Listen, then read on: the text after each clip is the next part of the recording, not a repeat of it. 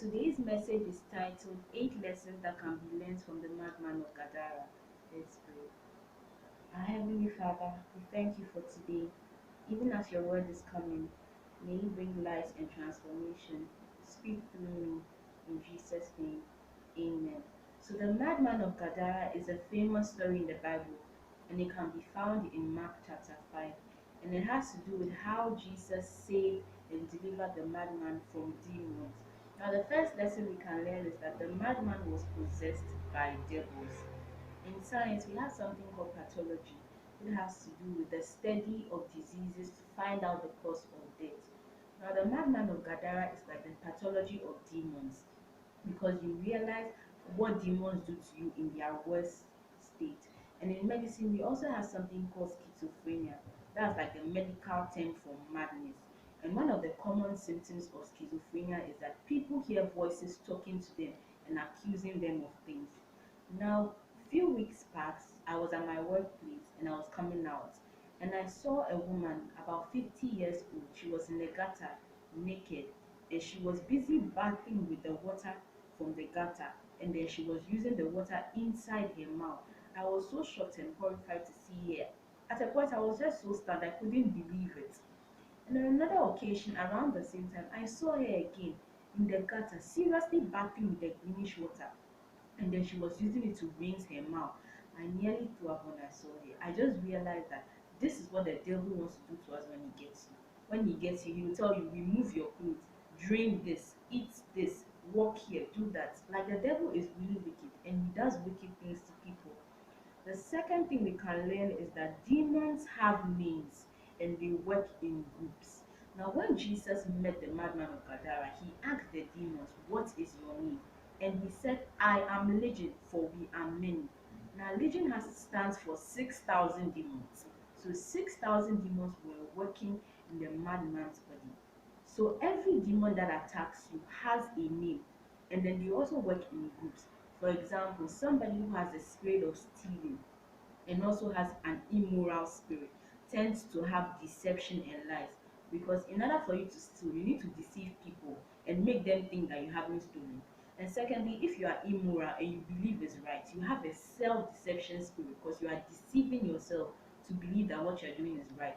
But if you know is wrong, you also have the spirit of lie and deception because you are also preventing people from realizing that you are an immoral person or you're fornicating. So demons tend to work in groups, and usually demons work on the simple-minded people. What does it mean to be simple-minded? For example, in maths, we have sets. They can give you a set A, and they tell you set A has 2, 3, 4, 5, and set B has 4, 5, 6, 7. And you are told to find the intersection between A and B. So you just pick 4 and 5 because they are common. By another instance, you can be given a situation like this: 36 students are in a class. 19 people do biology, 16 people do physics, 5 people don't do any of the courses. Find out the number of people that do both biology and physics. And that is a bit complicated because now you have to draw a Venn diagram, and outside the Venn diagram, you write the number of people who do the total courses. Then inside the Venn diagram, you draw two circles for the subject. In between, you write the 5 people who don't do any. Then you put X or any variable that stands for the people who do both biology and physics. You put it in the middle.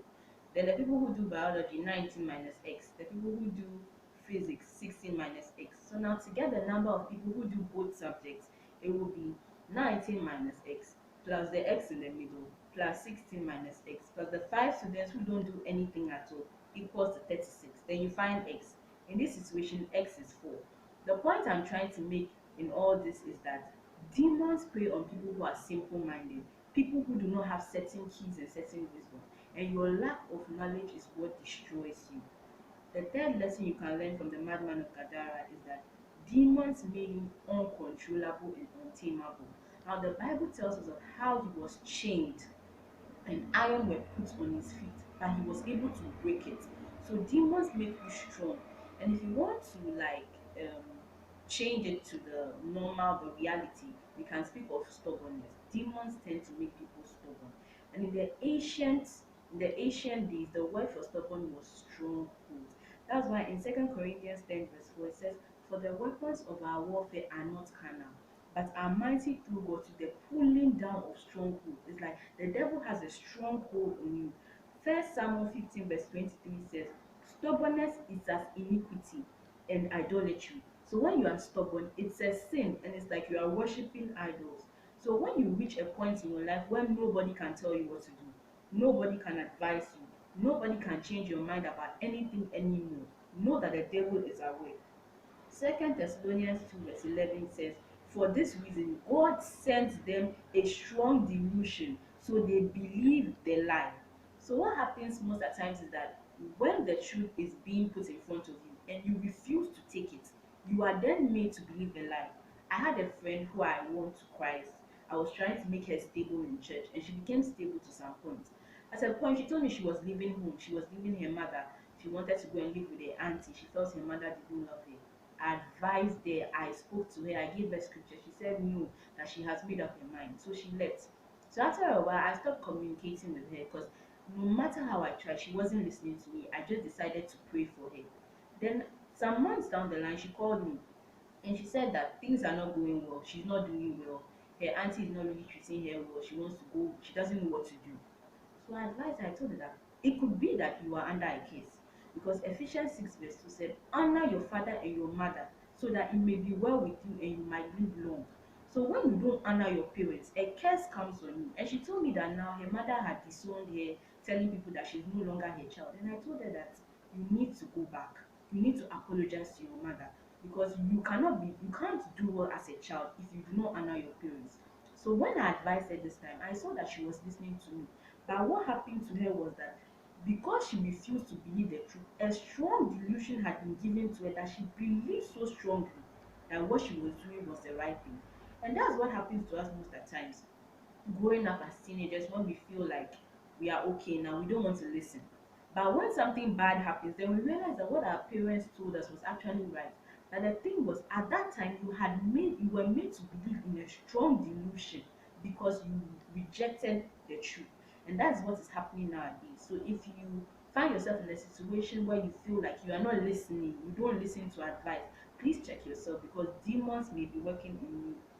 And the fourth lesson is night and day he was isolated. It is the plan of the devil to isolate you. He'll tell you, don't go to church. You don't need to go to church. When you go to church, sit at the back, sit at the corner. Don't join them. Don't mix up with them. Don't join the choir. You are okay on your own. Nobody loves you. You can do it on your own. You can read your Bible on your own. You can read your Bible at home. It's a lie. The devil is trying to trick you. Like in the story of the madman of Gadara, the devil made him spend night and day in tombs. He was living practically in a cemetery. And usually, when you find yourself on your own, the devil brings worse things to you because at that time, that's when you commit your worst sins. That's when you become so depressed. That's when you become so suicidal because you are on your own and there's nobody there to encourage you. The Bible makes me understand in Proverbs 27, verse 17, that iron sharpeneth iron, so does a man sharpen the countenance of his friend. So we all need people, we all need friends, we all need people to look up to. Now, the fifth lesson that can be learned is that demons make him injure and continue hurting himself. Now, the madman of Gadara was cutting himself. He was cutting himself day and night. He kept crying, but he was cutting himself. Like the story is so amazing. Nobody was cutting him, he was cutting himself. And that is what demons do to you. They make you injure your own self. For example, there's a lady. You know that the guy you are with is not good for you. The day he's angry with you, he blocks you on WhatsApp. He blocks you on Telegram. He blocks you on Facebook. He blocks you everywhere. He doesn't want to talk to you. In fact, he switches off his phone. And even when you are with him, when you are talking to him, he gets bored easily. Before you realize, he's slapping you and punching you. But because you have inferiority complex, it's like, I can't live with this man. I can't live without this man. I want to be with him all the time. I don't want to lose him. You are with him, my sister. You are cutting yourself with stones gradually. You are killing yourself gradually. And in some situations, some guys have given themselves up to smoking and drinking. The manufacturer says drink responsibly. They say that 50% of the people who smoke this cigarette, who take the weed, end up with stroke, heart attack, a whole lot of disease, but you are still doing it. It's like you are drinking. I know this drink is not good for me, but I want more. And it's like you're smoking, like want to go higher and higher and higher. How high could you possibly go? You need to snap back to reality and realize that your drinking and your smoking is not going to help you. You need to take hold of the situation like a man. It is the devil's strategy to destroy you, and he uses you because you know what you're doing is wrong, but you keep doing it. It just shows the presence of demons at work. Now, the sixth thing we can learn is that demons are territorial. Demons live in a particular area. Demons tend to behave like animals, and when you read the Bible, you see a lot of demons in form of animals. They live in a particular area and they do not want to go out. So the madman of Gadara, the demons in him were begging Jesus, said, "Don't torment us, don't send us out of this body." So they liked where they were, but Jesus wanted to send them out. So like the demons, once they find themselves in a particular area, they do not want to go out. So if you travel a lot, you see that in certain nations, certain tribes, certain groups of people, family, they have demons working. Some is genocide, some is murder, some is theft, different kinds of demons, and is working in those particular areas. Sometimes you are a good person, you are working hard, but you cannot succeed because in your family you have what they call pull me down spirit. There are certain people in the family, when they see anybody is going up, they pull them down. You have certain demons that work in the area where you live, and you have certain demons in your family. So when you don't rise up and call the demons by their name and bind them, you can't succeed and you will not do well. Another lesson that can be learned is that Jesus loves a man so much that no matter what, he will set him free. Now, Jesus sets the madman of Gadara free. How did he do that? He relocated the demons in his body to pigs. And the funniest aspect is that when the demons entered the pigs said, "For the demons in this madman to enter us, we rather drown than live." And the pigs went to drown themselves.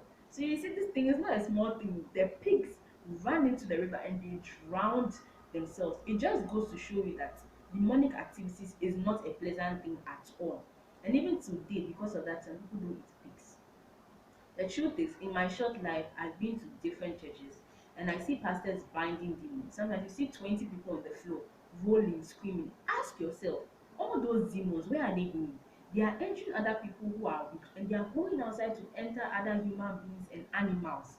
So, what if the chicken in your soup in your refrigerator has a demon in it? What if the fish you are eating has a demon in it? You can never tell. And sometimes you go to the market, you go and buy things from people. You don't know what they have rubbed under their eyes before they are selling to you. You don't know whether they actually bought those things or they conjured them. So that is why it's important to pray over every meal before you eat and not just pigs. And then the final lesson that can be learned from the madman of Gadara is that demons are operating on a lease, but they can be relocated.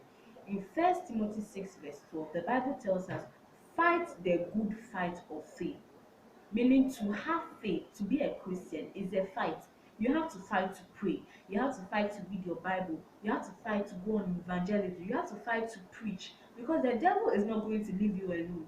And I have been fortunate to be around pastors, and you see a lot of them unconsciously, they are speaking in tongues, they are always praying.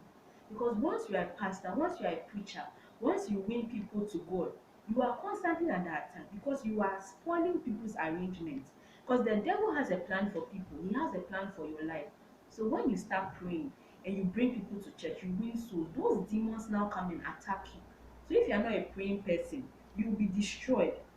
And the truth is that until Jesus Christ comes back, all the demons are not going to live in. They are all on earth. So you can bind them, you can cast them out for a time. But the devil is always planning. He's going around looking for who to steal, who to kill, who to destroy. He's constantly accusing you day and night. And until Jesus comes, it's not going to change. That's why the Bible tells us in Ephesians 6 that praying always with all prayer and supplication in the spirit. You must always learn how to pray because you do not know the next plan the devil has. And when you read Luke 11, you tend to understand demons more. That was when I realized that demons are actually personalities and they are like human beings but in the spiritual realms. They can think, they can move, they have a role because the Bible says when an unclean spirit is cast out of a man, it roams and looks for another person to enter. But when it doesn't get anybody, it comes back to its former home if it is empty with seven other demons more wicked than itself, and they come and live there, more wicked than itself. That's why when people backslide, sometimes they tend to have a worse state than when they even came. So we really need to pray and fight against these demons. Today, Jesus is calling you. You want to give your life to Christ. You want to be free. You're saying you don't want to have demonic attack and spirit harming you anymore. Like you want to live a life that is pleasing to God. You want Jesus to come and live within you. You want the Holy Spirit.